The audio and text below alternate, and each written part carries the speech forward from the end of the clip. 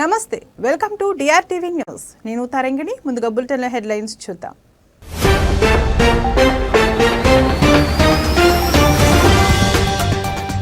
రేపు వారణాసిలో మోడీ పర్యటన, పలు అభివృద్ధి కార్యక్రమాలు ప్రారంభించనున్న ప్రధాని.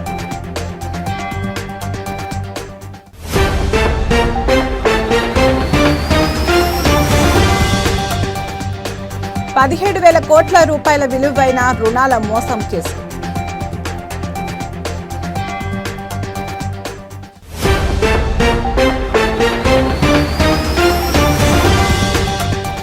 హెచ్సీఏలో భారీ కుదుపు, హెచ్సీ అధ్యక్షుడు జగన్మోహన్ రావు సస్పెండ్.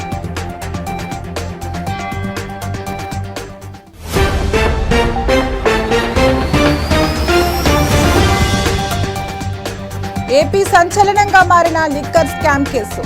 నేడు విజయవాడ ఏసీబీ కోర్టుకు MP Mithun Reddy.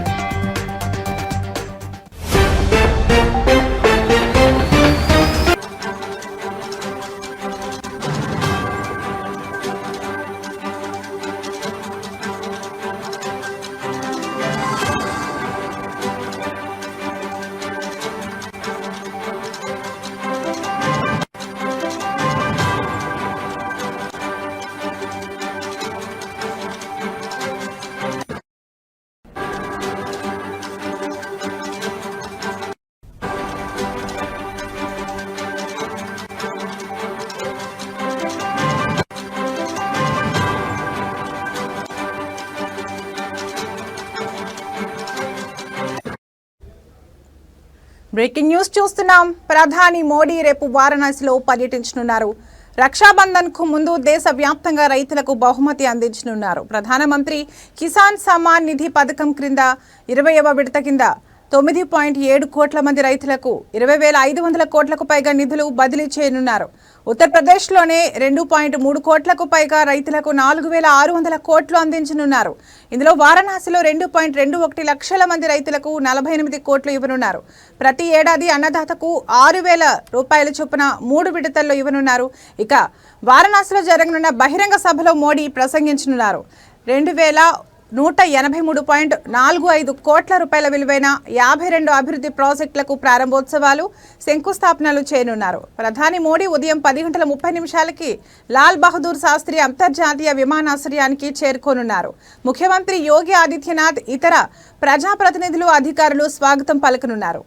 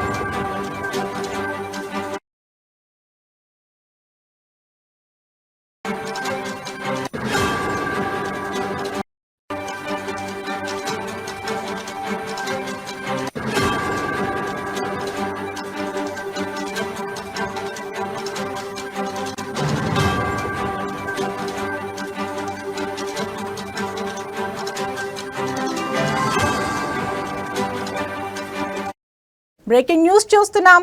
Reliance group chairman Anil అంబానీకి ఈడీ నోటీసులు జారీ చేసింది. 17,000 కోట్ల విలువైన లోన్ మోసం కేసులో ఎన్ఫోర్స్మెంట్ డైరెక్టరేట్ సమన్లు జారీ చేసింది. ఆగస్టు 5న ఢిల్లీలోని ఈడీ ప్రధాన కార్యాలయంలో హాజరు కావాలని నోటీసులో పేర్కొంది. మనీ లాండరింగ్ నిరోధక చట్టం కింద ఈడీ విచారణ చేయనుంది. జూలై 24న ముంబైలో అనిల్ అంబానీ గ్రూప్కు చెందిన 35 ప్రాంతాల్లో ఈడీ సోదాలు నిర్వహించింది. 50 కంపెనీలు, 25 మంది బిజినెస్ పార్ట్నర్స్ ఇళ్లపై 3 రోజుల పాటు సోదాలు నిర్వహించింది. రిలయన్స్ గ్రూప్ కి చెందిన అనేక ఆస్తులు లావాదేవీలపై కూడా ఈడీ అధికారులు దృష్టి పెట్టారు. ఇక గురువారం కూడా 4 ప్రాంగణాల్లో వరుస సోదాలు నిర్వహించింది. భువనేశ్వర్లో 3, కోల్కతాలో ఒక్కచోట సోదాలు చేశారు. తాజా దర్యాప్తులో 68 కోట్ల రూపాయల నకిలీ బ్యాంకు గ్యారంటీ అభియోగం మోపబడింది. అనిల్ అంబానీకి చెందిన కంపెనీలు వేల కోట్ల రూపాయల విలువైన బ్యాంకు రుణ మోసానికి పాల్పడ్డాయనే ఆరోపణలపై ఈడీ కేసు నమోదైంది. 2017 నుండి 2019 మధ్య అనిల్ అంబానీ గ్రూప్ కంపెనీలకు యెస్ బ్యాంక్ ఇచ్చిన 3,000 కోట్ల రూపాయల రుణాలు చట్ట వ్యతిరేక పద్ధతుల్లో దారి మళ్లాయన్న ఆరోపణలు వచ్చాయి. ఆ బ్యాంకు మాజీ ప్రమోటర్లకు లంచం ఇచ్చారన్న అభియోగాలు ఉన్నాయి. రిలయన్స్ ఇన్ఫ్రాస్ట్రక్చర్ తీసుకున్న 10,000 కోట్ల రూపాయల రుణాలను కూడా దారి మళ్లించారనే ఆరోపణలు ఉన్నాయి.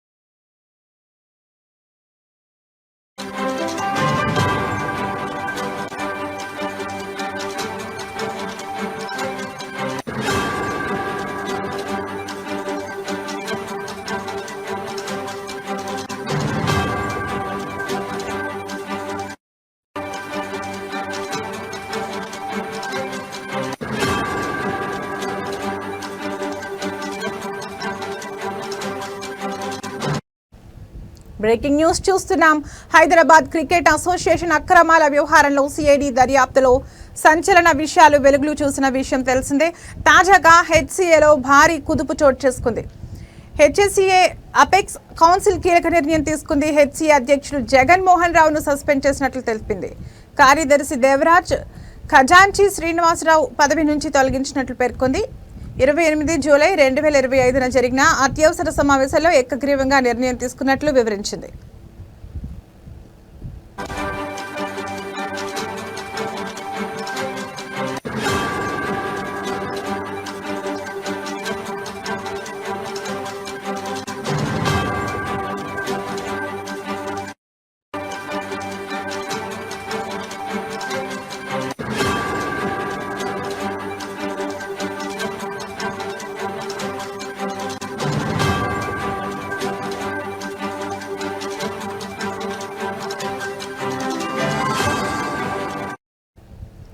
నిధుల దుర్వినియోగం, మోసం, అధికార బల దుర్వినియోగ ఆరోపణల నేపథ్యంలో సిఐడి, ఈడీ సంస్థలు ఆరోపణలపై దర్యాప్తు చేపట్టినట్లు హెచ్సిఏ వెల్లడించింది. హెచ్సిఏ నియమ నిబంధనల ప్రకారం చర్యలు తీసుకున్నట్లు తెలిపింది. పారదర్శకత, నైతిక విలువలకు కట్టుబడి ఉన్నామని హెచ్సిఏ కౌన్సిల్ వెల్లడించింది. సంఘం న్యాయబద్ధతను కాపాడేందుకే చర్యలు తీసుకున్నామని హెచ్సిఏ అపెక్స్ కౌన్సిల్ తెలిపింది.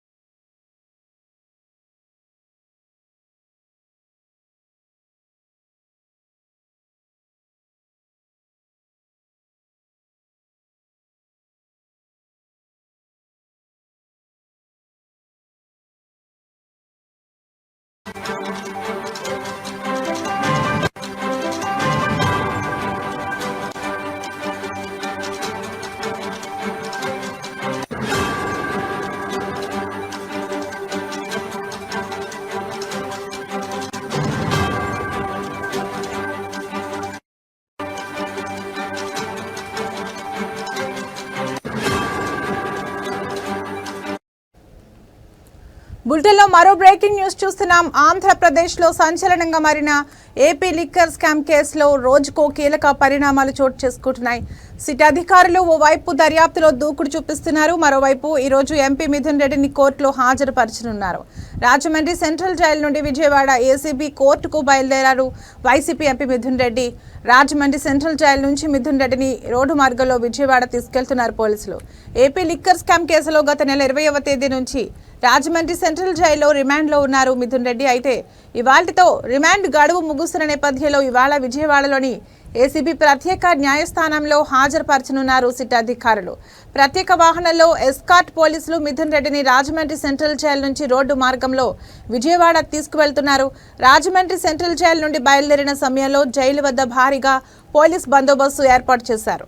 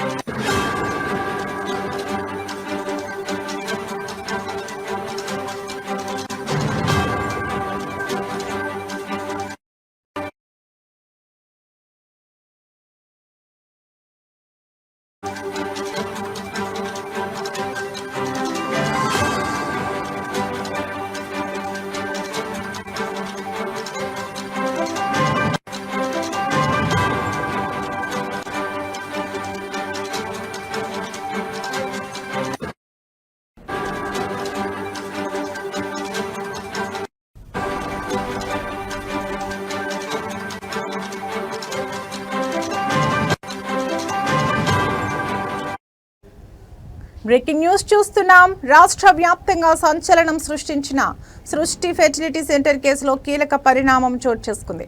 ఇవాళ డాక్టర్ నమ్రతను పోలీసులు కస్టడీకి తీసుకొనున్నారు. ఇవాళ నుంచి 5 రోజుల పాటు నమ్రతను గోపాలపురం పోలీసులు విచారించనున్నారు. ప్రస్తుతం నమ్రత హైదరాబాద్లోని చంచల్గూడ జైల్లో ఖైదీగా ఉన్నారు. ఆమెను జైలు నుంచి కస్టడీకి తీసుకొనున్నారు పోలీసులు. నమ్రతపై హ్యూమన్ ట్రాఫికింగ్తో పాటు పలు కేసులు నమోదు చేసినట్లు తెలిపారు. పిల్లలు లేని దంపతులను టార్గెట్గా చేసుకుని భారీ మొత్తంలో డబ్బులు వసూలు చేసినట్లు గుర్తించారు. సృష్టి ఫెర్టిలిటీ సెంటర్లో సరోగసి మాటున శిశువుల విక్రయాలు జరిపినట్లు నిర్ధారణ కావడంతో డాక్టర్ నమ్రతను పోలీసులు అరెస్ట్ చేశారు.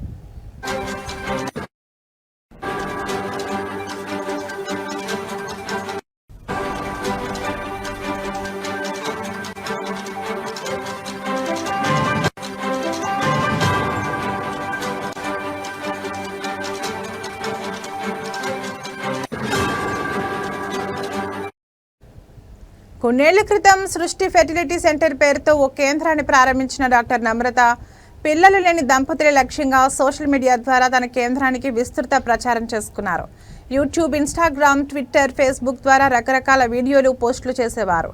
టెస్ట్ ట్యూబ్ బేబీ, సరోగసి విధానాల ద్వారా తల్లిదండ్రులు కావాలనే కోరికను తన ఆసుపత్రిలో నెరవేర్చుకోవచ్చని ప్రచారం చేసేవారు.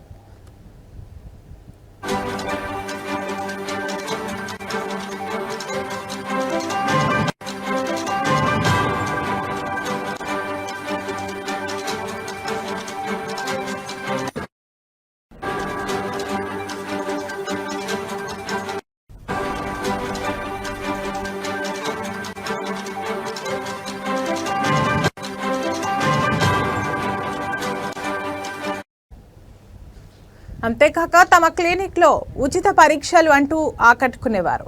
డిజిటల్ ప్రచారంతో సృష్టి ఫెర్టిలిటీ సెంటర్ పేరు మారుమోగేలా చేసి పిల్లలు లేని దంపతులు క్యూ కట్టేలా చేసుకున్నారు. అనంతరం దంపతుల బలహీనతను ఆసరాగా చేసుకుని అక్రమ మార్గంలో చిన్నారులను కొనుగోలు చేసి వారికి అప్పగించినట్లు తెలుస్తోంది. కాగా నమ్రత కస్టడీ విచారణలో కీలక విషయాలు వెల్లడయ్యే అవకాశం ఉంది.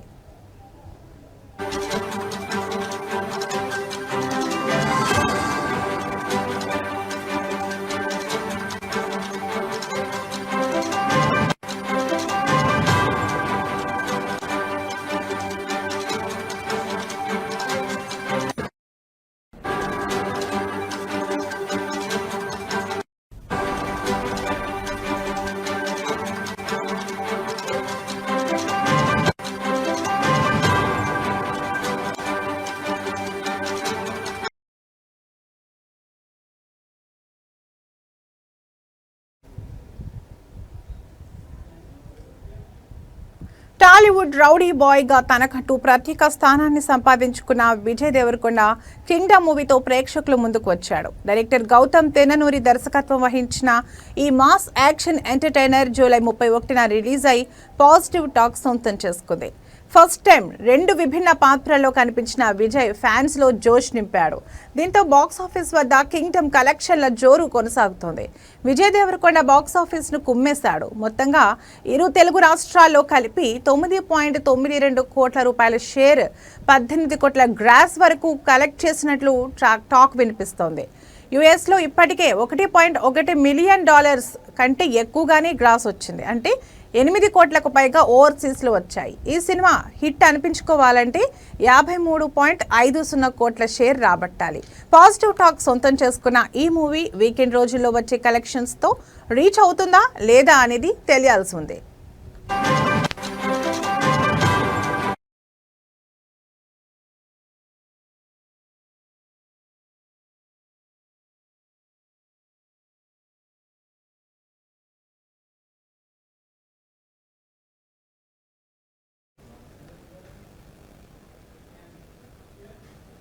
లండన్లోని ఓవల్ మైదానం వేదికగా ఇంగ్లాండ్తో జరుగుతున్న 5వ టెస్టులో భారత జట్టు తడబడింది. తొలి రోజు ఆట ముగిసే సమయానికి కీలకమైన 6 వికెట్ల నష్టానికి 204 పరుగులు చేసింది టీమిండియా. అయితే వరుస క్రమంలో వికెట్లు కోల్పోయి కష్టాల్లో పడిన జట్టును middle order batter Karun Nair అర్ధశతకం చేసిన ఆదుకున్నాడు.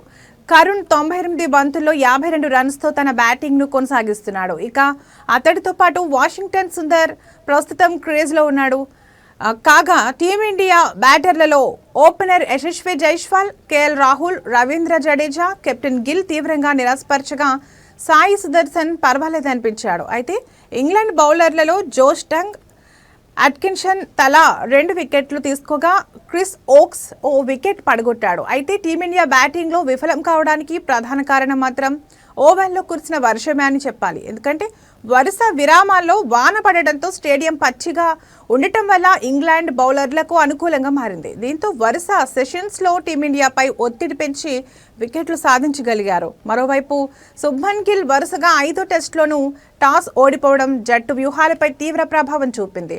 రెండో రోజు ఆటలో బ్యాటింగ్ పటిష్టంగా కొనసాగితేనే భారత్ తిరిగి మ్యాచ్లో నిలుస్తుంది. లేకపోతే ఈ సిరీస్ను టీమిండియా కోల్పోయే అవకాశం ఉంది.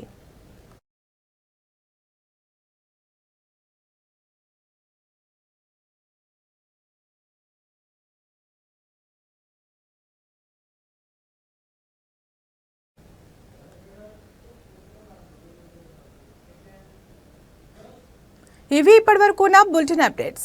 మరో బులెటిన్లో మళ్ళీ కలుద్దాం. నమస్తే.